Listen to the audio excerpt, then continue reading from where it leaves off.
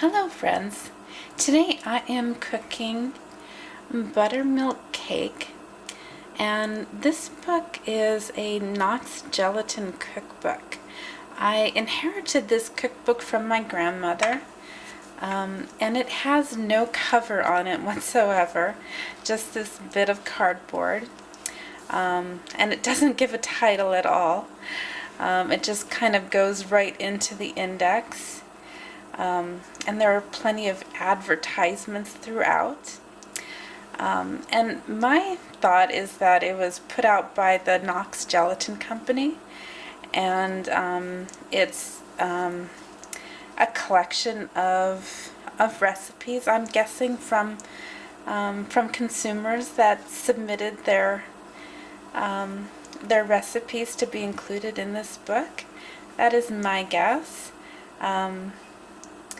And it's got an interesting binding. It's got these large metal bindings, and it's also got some protective rings from when I'm guessing somebody punched the hole through them. So it's an interesting book. I wish I had more information on it, but let's go ahead and get into the recipe itself. This is buttermilk cake, and it includes 1 cup of white sugar, 2 tablespoons butter or lard, 1 egg, 1 cup buttermilk, 1 nutmeg. I'm not really sure what 1 nutmeg is, but I think I'm going to put in probably 1/4 of a teaspoon of nutmeg, 1 teaspoon soda, 1/2 cup chopped raisins, sufficient flour to make not too stiff batter. So there's not a lot of instructions on how much flour, but I guess just keep on adding until it's not stiff. And if you've made a few cakes, you're pretty comfortable with the consistency that you're looking for. And there are no instructions on how to bake it precisely, so I think what I will do is heat up my oven to 350, and I'll put it in for 30 minutes and then check how it is. So let's get cooking.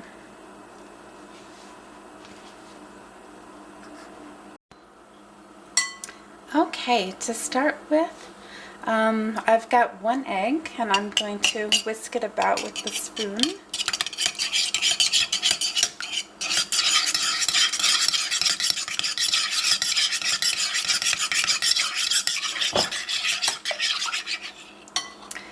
And the recipe doesn't say in what order to put in the ingredients, but I always like to start with the wet ingredients. To me, that always just makes things a little bit easier. I've got my 2 tablespoons of butter, and I left it on the stove while it was heating up to partially melt it, just to make things a little bit easier.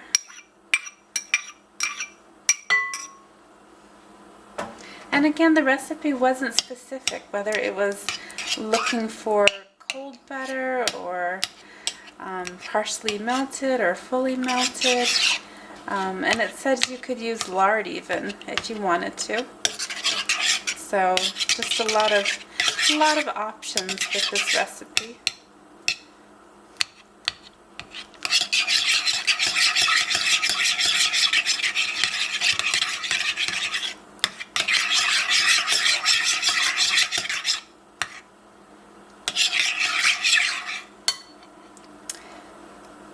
And now I'm putting in a cup of buttermilk.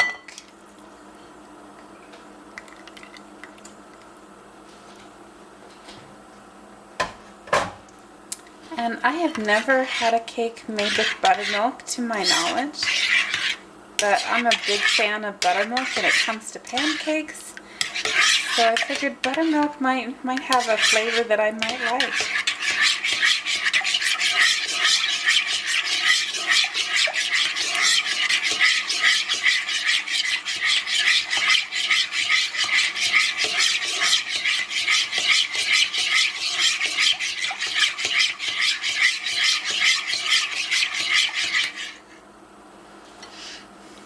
Okay, next I'm going to put in the baking soda and the nutmeg.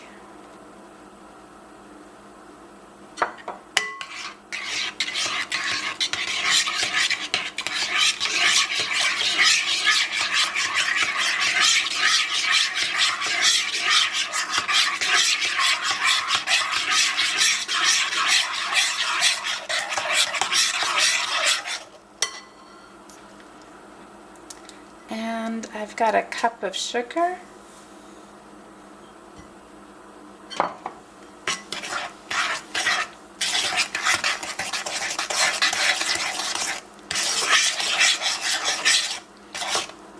And this cup of sugar really thickened up the batter. I'm kind of amazed at the difference a cup of sugar makes.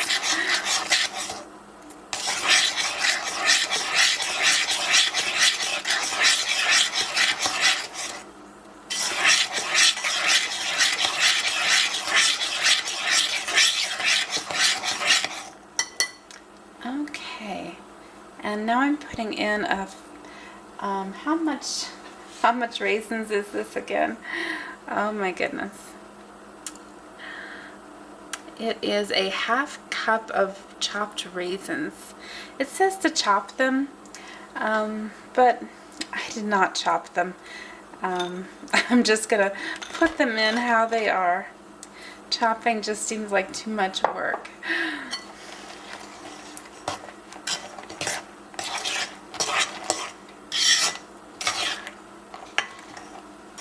I suppose if I was making this for guests, for somebody I was maybe trying to impress a little bit, I might go to the extra effort of chopping them up, but a cake for just me, whole raisins, sounds pretty good.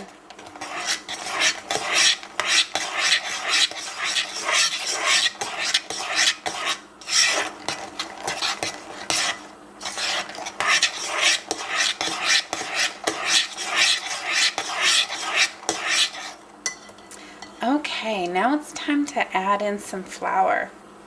So what I've done is I've measured out 2 cups of flour, and I think I'll add this in about a cup at a time.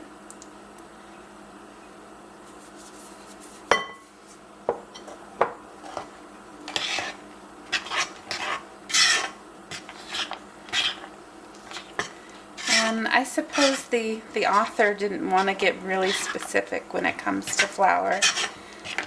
Most authors give kind of a range, you know, like 1 to 2 cups or 3 to 4 cups.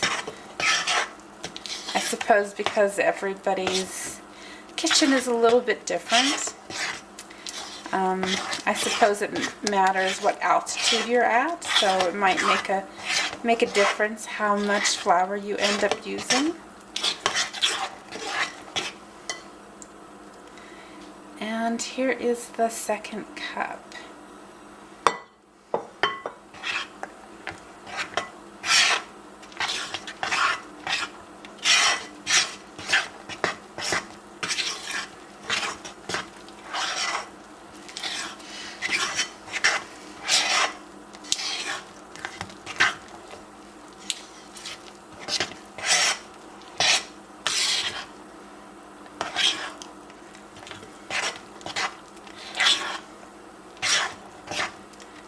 And it's starting to get thick, but I think it still needs a little more flour.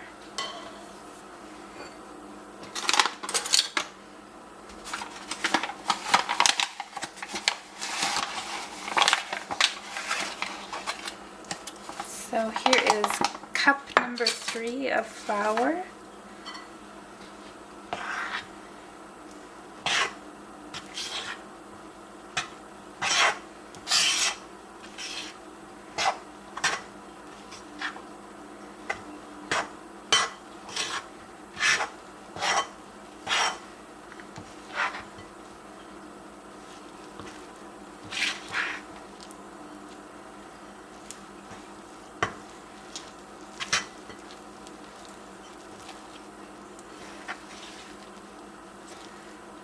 And I think this is a good amount of flour.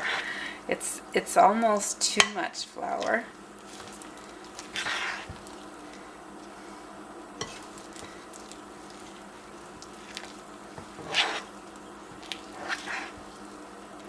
And it's very hard to stir, so I think we will call this done.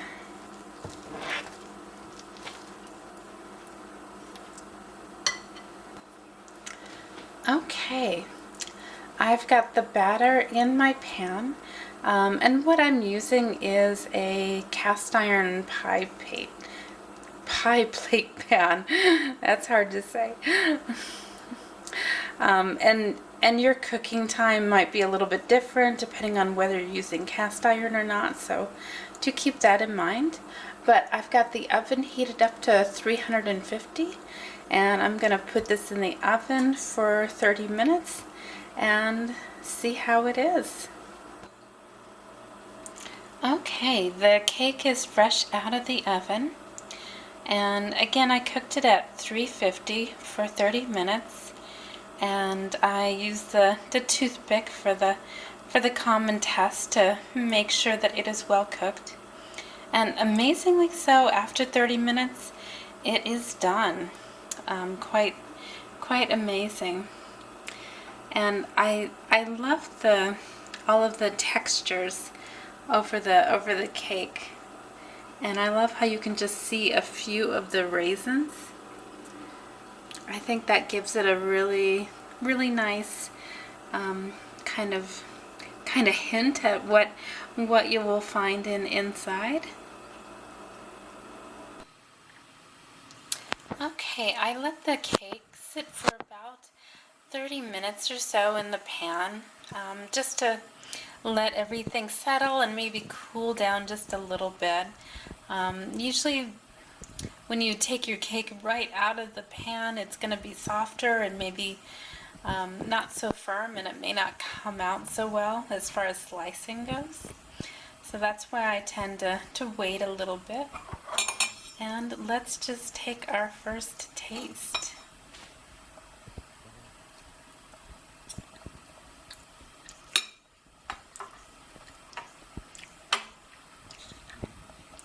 It has a really nice taste to it. It tastes very much like a coffee kind of cake. It's definitely sugary, and the raisins really give it a really nice variety when you're taking different bites. And definitely a budget kind of cake. It doesn't require too much flour, too many ingredients. As long as you got a few raisins on hand, this would be an easy cake to make, even at the spur of the moment. So definitely something I would make again.